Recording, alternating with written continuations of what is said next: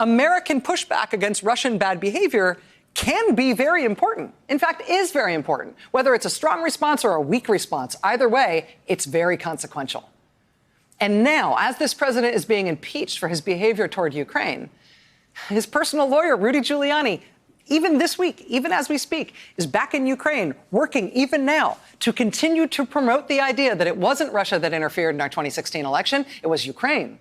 U.S. intelligence agencies have not only concluded they have briefed the Senate that story, that it was Ukraine that did it, not Russia, that story was concocted by Russian intelligence as disinformation to take blame away from Russia for what they did in 2016.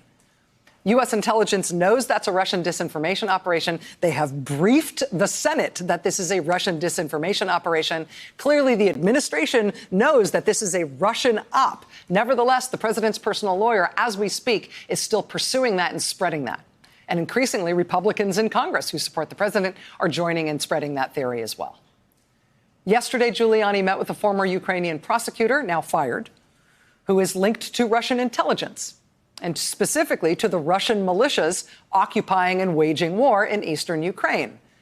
That's the guy from whom he got his anti-Biden dossier that he's been using to try to push this scheme for which President Trump is being impeached. Hey, Ukraine, you have to investigate these allegations against Biden. That's where he got the allegations against Biden from, this guy linked to Russian military intelligence.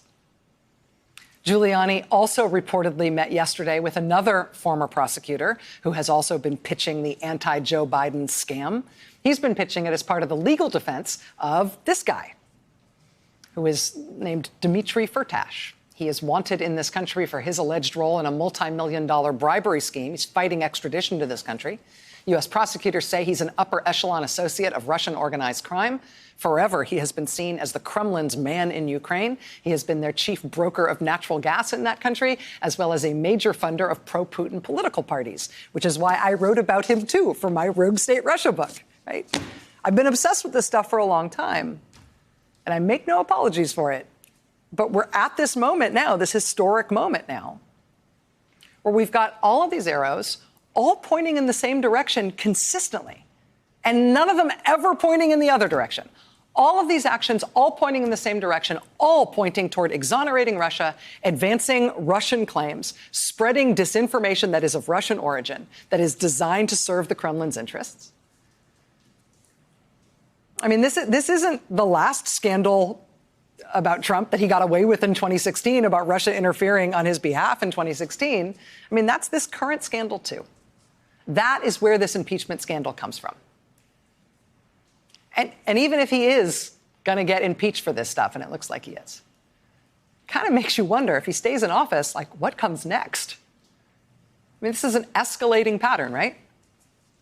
If he stays in office for this, even after getting caught here, what does he do next? How do you keep upping the ante? I mean, it is gift-giving season. What else might they possibly want, given everything they have gotten thus far?